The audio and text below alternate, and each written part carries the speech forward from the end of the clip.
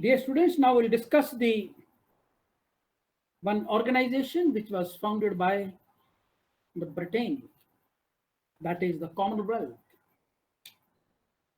The Commonwealth is a voluntary association of 53 sovereign states which work together to achieve international aims. The spread over every continent and ocean, the Commonwealth's 1.7 billion people make up 30% of the world's population. It emphasizes equality, trust, and understanding. The Commonwealth facilitates the advancement of democracy, human rights, and sustainable economic and social development within its member countries and beyond. With a common working language and similar system of law, public administration, and education, the Commonwealth has built on its shared history to become a vibrant and growing association of states in tune with the modern world. Today's Commonwealth is a word away from the handful of British dominions, which were the first Commonwealth members.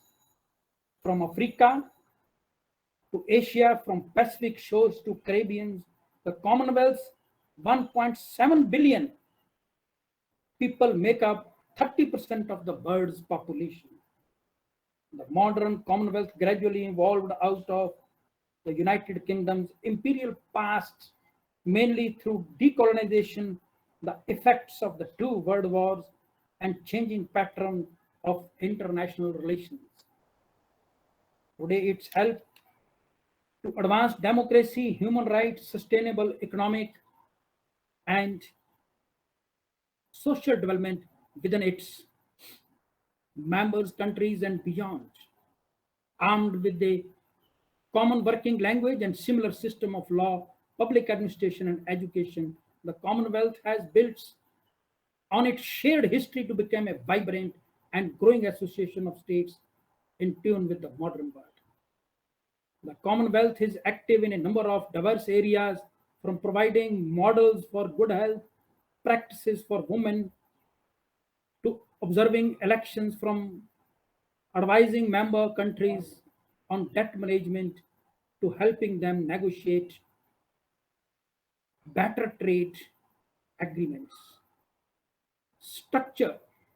The principal organ of the Commonwealth are the Commonwealth heads of the government meeting, which is called CHOGM, and the Secretariat. Number one, CHOGM, the heads of the governments. They hold biennial meetings to discuss concern and lay down the basic guidelines of the organization's activities. CHOGM operate by consensus and not by voting. Outside the UN, CHOGM is the largest international intergovernmental voting. Outside the UN, CHOGM is the largest intergovernmental conference in the world. In addition, specialized consultations are held among senior ministers of member states on matters such as foreign affairs, defense, finance, education, law, agriculture, science and technology, and so on. Various other meetings are held on a regular or ad hoc basis to ensure the coordination on specific issues. Number two, the Secretariat. In 1965, CHOGM established a permanent machinery in the form of the Commonwealth Secretariat. The Secretariat provides the central organization for joint consultation and cooperation. It conducts meetings and conferences, implements collective decisions, provide expert technical assistance, and disseminates information on matters of common concern. The Secretariat is based in London, is organized in divisions that corresponds to its main areas of work: international affairs, economic affairs, food production and rural development, youth, education, information, science and technology, law, health, and applied studies in government. With the Secretariat, the Commonwealth Fund for Technical Cooperation, that is CFTC, provides multilateral technical assistance for economic and social development, particularly to the less developed countries. The fund is financed by the Commonwealth countries on a voluntary basis. The Industrial Development Unit, Advisory on Women and Development and Common Equity Fund are also managed by the Secretariat. The Secretariat is headed by the Secretary General. The third is Commonwealth Parliamentary Association. It was founded in 1911, which organized events to promote knowledge of the constitutional legislation, economic, social, and cultural aspects of parliamentary democracy. The association is governed by the General Assembly, which meets annually during the Commonwealth Parliamentary Conference and consists members attending the conference as delegates. Its activities. It cooperates in economic affairs. It's a main feature of the Commonwealth nations. National finance ministers generally meet on the eve of the annual meeting of the IMF and the World Bank to discuss international and monetary economic issues.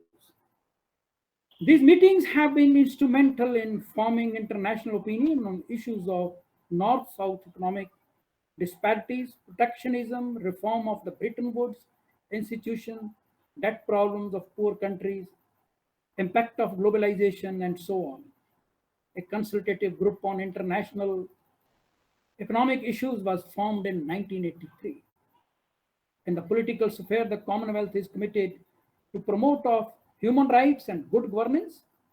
One of the Commonwealth's most concrete achievement has been to help introduce majority rule in the countries of Southern Africa.